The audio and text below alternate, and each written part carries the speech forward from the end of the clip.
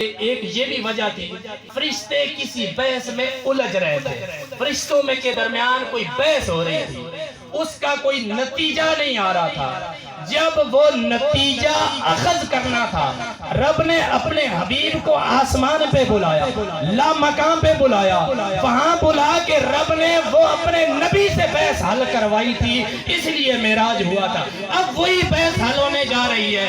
رب فرمایا اے نبی، فرشتے کس بحث میں الجھ رہے، فرشتے کس بحث میں الجھ رہے، کئی سال گزر گئے، فرشتے کسی نتیجے پہ نہیں آ رہے، فرشتے سوال کر رہے ہیں کفارات کیا چیز ہے، منجیات کیا چیز ہے، درجات کیا چیز ہے، مولکات کیا چیز ہے، چار چیزوں میں فرشتے بحث کر رہے تھے، الجھ رہے تھے، نتیجہ نہیں مل رہا تھا۔ کفارہ کیا چیز ہے، نجات کس چیز میں ہے، درجے کس چیز سے ملتے ہیں، انسان تباہ و برباد کس چیز سے ہو جاتا ہے، یہ چار چیزیں تھی، فرشتے دلائل دے رہے تھے، نتیجہ نہیں مل رہا تھا۔ رب العالمین اپنے حبیب علیہ السلام کے دونوں کندھوں کے درمیان اپنا ہاتھ قدرت رکھا، اور میرے نبی علیہ السلام نے فرمایا جب رب نے وہ دست قدرت میرے کندھوں کے درمیان رکھا تو کائنات کی ہر چیز مجھے واضح ہو۔ اب بتاؤ ہاتھ کی وسعت بتاؤ کہ ارے جب میرے نبی علیہ السلام کے دونوں کندھوں کے درمیان وہ ہاتھ ہے، اس ہاتھ کی وسعت کو نہیں سمجھ سکتے تو میرے نبی علیہ السلام کے علم کو کیسے سمجھ سکو گے؟ وہ ہاتھ رب نے رکھا، اور میرے نبی علیہ السلام فرما رہے ہیں جب وہ ہاتھ میرے کندھوں کے درمیان آیا، میں نے اپنے سینے میں ٹھنڈک محسوس کی، جب ٹھنڈک محسوس کی تو سب کچھ روشن ہو گیا۔ پھر میں نے جواب دیا کہ کفارات کیا چیز ہے، میں نے جواب دیے وہ منجیات کیا چیز ہے، میں نے فرشتوں کو بتایا کہ وہ درجات کیا چیز ہے، میں نے فرشتوں کو بتایا کہ انسان تباہ و برباد کس چیز میں ہو جاتا ہے۔ یہی سبق آپ کو بتاؤں گا کہ کفارہ کیا چیز ہے۔ آخری بات پلے باندھ لو، کفارہ کیا چیز ہے، درجات کیا چیز ہے، نجات کس سے انسان کی ہوگی، اور تباہ و برباد انسان کس سے ہوتا ہے۔ یہ آخری سبق۔ فرشتے الجھ رہے تھے کفارات کیا چیز ہے۔ اللہ وحدہ لا شریک کے حبیب علیہ السلام نے فرمایا لوگوں قیامت تک کے لیے یاد رکھنا، سخت سردی میں اگر کوئی شخص رب کی رضا کی خاطر اور کوئی اس کے جستجو نہ ہو، کوئی طلب نہ ہو، صرف وحدہ لا شریک رب سے محبت ہو، اسی محبت اسی رب کے خوف سے اٹھ کھڑا ہو، سخت سردی ہو، پانی کو ہاتھ لگانے کو جی نہ کر رہا ہو، لیکن پھر بھی رب کی محبت اور رب کے خوف میں اٹھ کے آ کے اس نے رب کی رضا کے لیے وضو کر لیا، وہ وضو اس کے لیے کفارہ بن جائے گا۔ سخت سردی میں وضو کرنا، ہم کوشش کرتے ہیں وضو کرنا پڑے گا نماز پڑھنے کی، وضو کے لیے ہم نماز ہی چھوڑ دیتے ہیں۔ یہ مقام، یہ درجہ دیکھو وضو کرنے کا، پھر نماز کا کیا مقام ہوگا کہ نماز کے لیے وضو چابی ہے۔ وضو کا یہ مقام ہے کہ جو شخص سخت سردی میں وضو کرتا ہے رب العالمین اس کے لیے اس کے گناہوں کا کفارہ بنا دیتا ہے۔ تو پھر کیا مقام ہوگا نماز پڑھنے والے کا، کیا رفعت و شان ہوگی نمازی کی۔ تو فرمایا سخت سردی میں وضو کرنا اور جماعت کے ساتھ نماز پڑھنے کے لیے پیدل سفر کرنا، جماعت کے ساتھ نماز پڑھنے کے لیے دور سے سفر کر کے آنا کہ میں اپنے حبیب علیہ السلام کے امت میں ہوں، اور حکم فرمایا گیا جماعت سنت مؤکدہ ہے۔ یہ مسئلہ بھی یاد کر لو، شوق سے نماز نہیں ہے، نماز ضروری اور جماعت کے ساتھ ادا کرنا ضروری ہے۔ عذر اور مجبوریاں لکھی ہیں علماء کرام نے، اگر وہ مجبوری ہے تو آپ جماعت چھوڑ سکتے ہیں، ورنہ آپ کو جماعت کے ساتھ نماز ادا کرنی ہے۔ تو یعنی جماعت کے ساتھ نماز ادا کرنے کے لیے پیدل سفر کرنا، پھر ایک نماز پڑھ کے دوسری نماز کے انتظار میں بیٹھنا بھی کفارہ۔ ہم نے نماز پڑھ لی، سوچا باہر جائیں گے، کام تو ہے نہیں ہے، کوئی گناہ کریں گے، گلہ کریں گے، غیبت کریں گے، بہتر ہے مسجد میں بیٹھ جائیں، ذکر کریں، دوسری نماز کا انتظار کریں۔ ارے یہ تیرا بیٹھنا خدا کو اتنا پسند آ رہا ہے کہ خدا وحدہ لا شریک نے تیرے گناہوں کا کفارہ بنا۔ یہ تین چیزیں کفارہ ہے، سخت سردی میں وضو کرنا، جماعت سے نماز ادا کرنے کے لیے پیدل سفر کرنا، اور ایک نماز پڑھ کے دوسری نماز کے انتظار میں وضو کر کے بیٹھنا اللہ تعالیٰ گناہوں کا کفارہ بنا دیتا۔ اب منجیات نجات کس چیز میں ہے؟ ظاہر اور باطن۔ آپ اکیلے ہیں، یہ بات نصیحت کی ہے، آپ اکیلے ہیں یا لوگوں کے سامنے، ہر حال میں خدا سے ڈرتے رہے۔ ظاہر و باطن میں خوف خدا دل میں موجود ہو، یہ منجیات ہے۔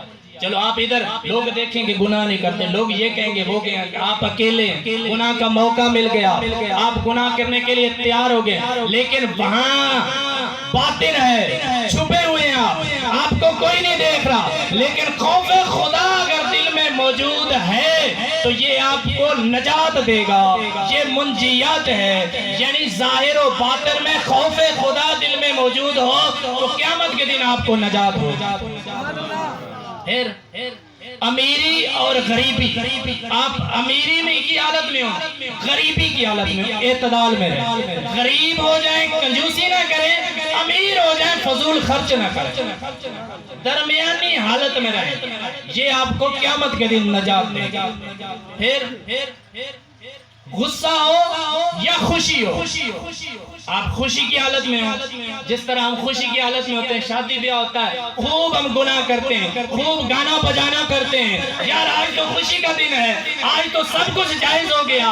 خوشی ہو یا غمی ہو، آپ انصاف کے تقاضے پورے کریں، خوشی میں ہو یا غمی میں ہو، انصاف کے تقاضے پورے کریں۔ اور انصاف کا تقاضا یہ ہے کہ تکلیف میں رب یاد آتا ہے تو خوشی میں بھی رب یاد آنا چاہیے، اور یہ نہیں ہے کہ ہم خوشی کی حالت میں ہیں تو گناہ خوب کریں، گانا بجانا کریں۔ میرے نبی علیہ السلام نے فرمایا کہ دو آوازیں ایسی ہیں جب وہ اٹھتی ہیں تو خدا کی لعنت برس رہی ہوتی ہے ان دو آوازوں پر۔ وہ کون سی ہیں؟ ایک آواز تو وہ کہ شیطانی اوزار جب بج رہا ہوتا ہے، گانا بجانا چل رہا ہوتا ہے، جب تک وہ چل رہا ہے جو سن رہے ہیں ساری محفل پہ خدا کی لعنت برس رہی ہوتی ہے، اور ہمیں پتہ نہیں ہوتا، ہم سمجھ رہے ہوتے ہیں خوشی ہے، خوشی میں جائز ہے، خدا کی لعنت میں اس وقت ہم بیٹھ رہے ہوتے ہیں۔ اور دوسری آواز جب کوئی انسان مر جائے، جب کوئی تکلیف ہو، مصیبت ہو، ہم واویلا کریں، ہم ماتم کریں، ہم آؤ بجا کریں،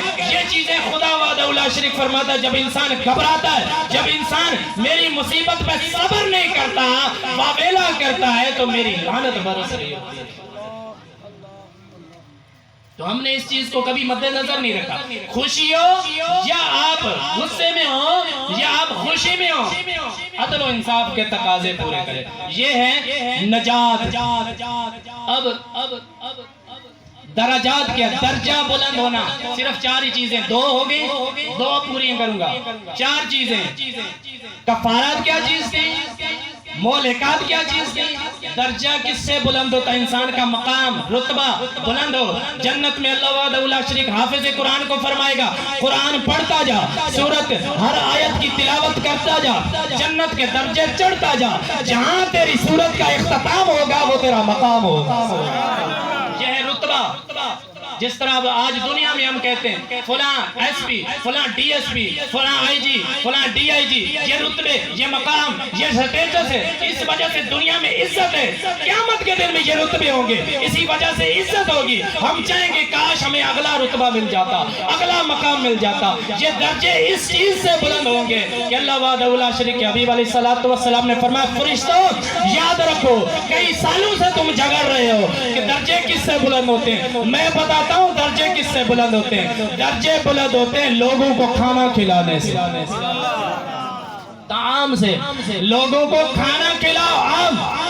اور دوسری کیا چیز ہے؟ سلام عام کرو، آپ کسی کو جانتے ہیں یا نہیں جانتے، السلام علیکم، سلام کو پھیلاؤ، سلام عام کرو۔ اور تیسری بات جس سے رب درجے بلند کرتا ہے، مقام بلند کرتا ہے، عزتیں بڑھ جاتی ہیں، وہ یہ ہے کہ دوستو جب ساری کائنات رب کی سو رہی ہو اس وقت اٹھ کے اپنے رب کو راضی کرنے کی کوشش کرو، رات کی آخری گھڑیوں میں کھڑے ہو جاؤ، اٹھ کے وضو کرو اور رب کو سجدہ کرو، رب کو راضی کرو۔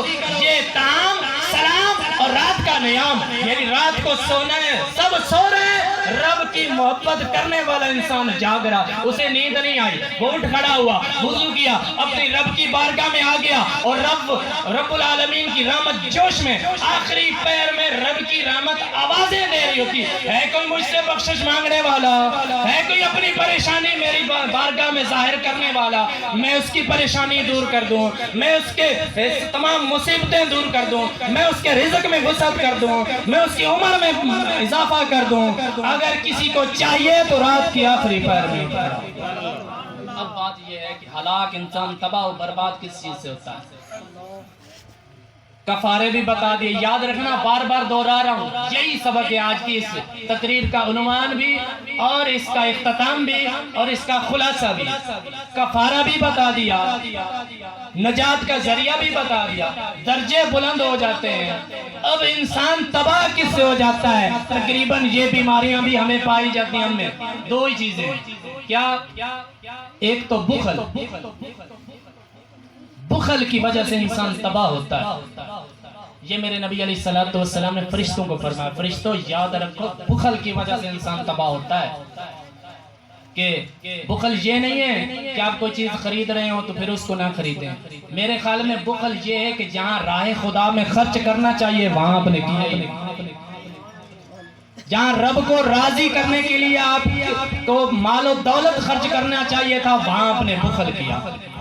بخل کی وجہ سے انسان تباہ و برباد ہو جاتا ہے۔ اور دوسری چیز تکبر نفس، اپنی ذات میں غرور و تکبر آنے کی وجہ سے انسان تباہ و برباد ہو جاتا ہے۔ اب میں تو بڑا مولوی ہو گیا، اب میں کیوں اس سے سلام لوں؟ میرا اٹھنا بیٹھنا زیادہ ہو گیا، میرے پاس مال و دولت آ گیا، میں امیر ہو گیا ہوں۔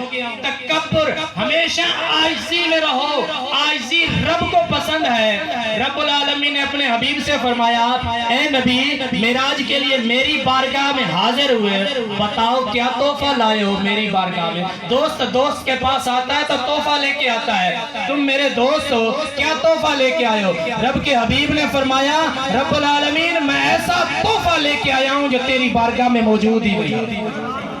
کون سا تحفہ؟ رب العالمین میں عاجزی لے کے آیا ہوں، تیری بارگاہ میں عاجزی نہیں، تکبر غرور تیرے کو سجدہ ہے، عاجزی میں لے کے آیا ہوں۔ رب العالمین کی بارگاہ اقدس میں جب یہ تحفہ پیش کیا، رب نے فرمایا حبیب پھر میرے بھی تحفے لے کے جا، میں بھی تجھے تحفہ دیتا ہوں، اپنی امت کو تحفے دے، اور قیامت تک جو امت اس تحفے کی سنبھال رکھے گی، اس کا خیال رکھے گی، اس سے پیار و محبت کرے گی، قیامت کے دن میں ضامنوں سے جنت عطا کروں۔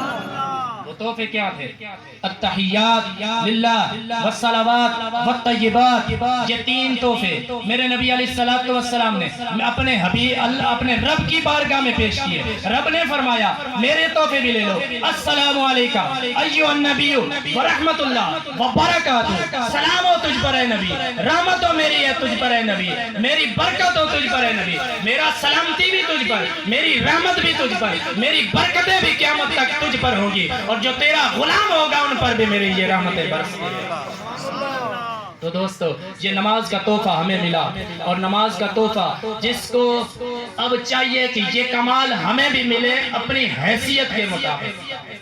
رب نے اپنے نبی کو کمال عطا کیا، دل میں خواہش پیدا ہو کہ یہ کمال ہمیں بھی ملے اپنی حیثیت کے مطابق۔ تو میرے نبی علیہ السلام نے فرمایا ہے میرے امتی قیامت تک پریشان نہ ہونا کہ معراج ہمیں بھی ملے، معراج کا مقام میرے امتی کو بھی مل سکتا ہے۔ فرمایا الصلاۃ معراج المومنین، اے میرے امتی نماز میں داخل ہو جا، رب تجھے معراج کا مقام عطا۔